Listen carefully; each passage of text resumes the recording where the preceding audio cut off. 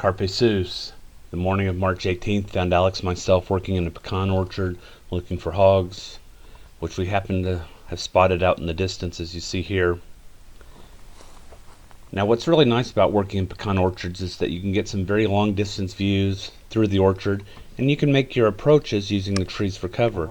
The bad side is one person may have a shot and the other person may not have a shot when it comes to getting on the hogs. And so that was the problem that we had, and we actually had to move several times until we were finally set up in a way that we could both get shots on the hogs. Here we are finally in position. All of the hogs are going to be on the same row with us.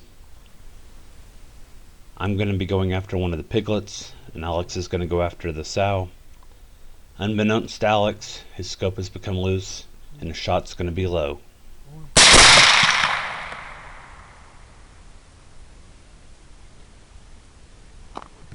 The sow and other piglet are able to escape to freedom outside of the pecan orchard.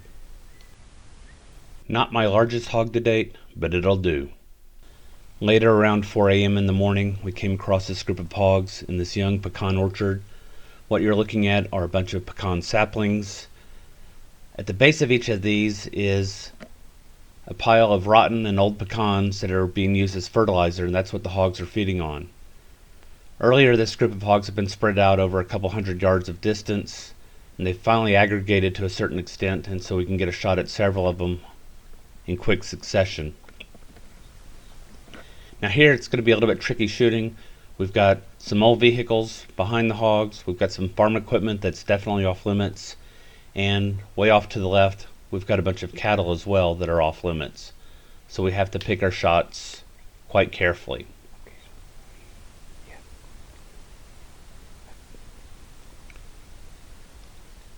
We've decided on our targets, and we're now preparing to shoot.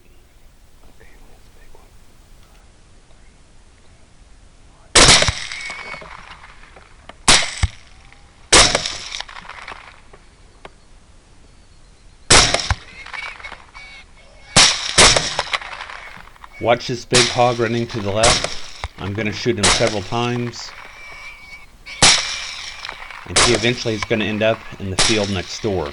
Notice I can't shoot him here because the equipment's behind him. So I go back to this hog that I think is screaming, shoot it again. Before he gets to the cattle, shoot him one more time. Spins around.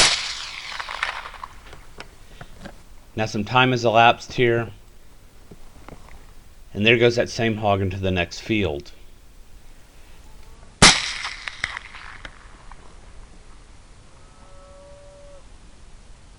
Sounded good.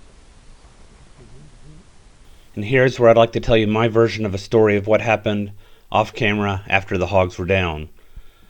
We'd collected up all the hogs except for this last one.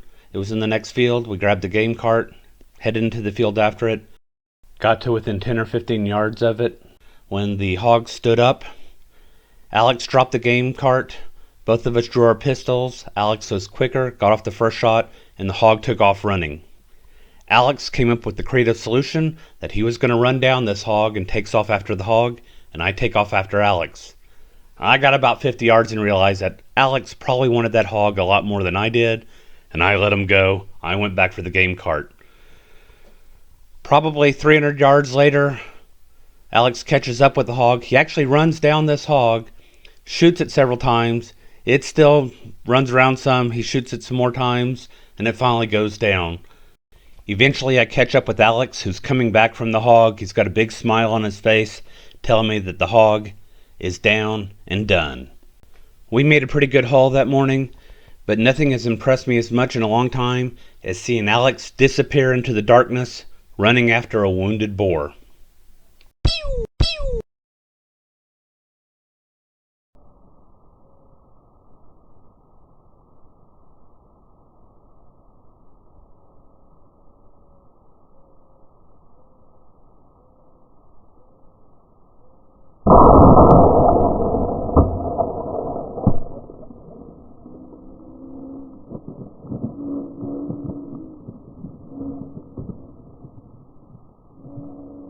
This morning's hunt sponsored by Creative Solutions. When no ordinary solution will do, Just call the Creative Solution Crew. Carpe sus, my friends.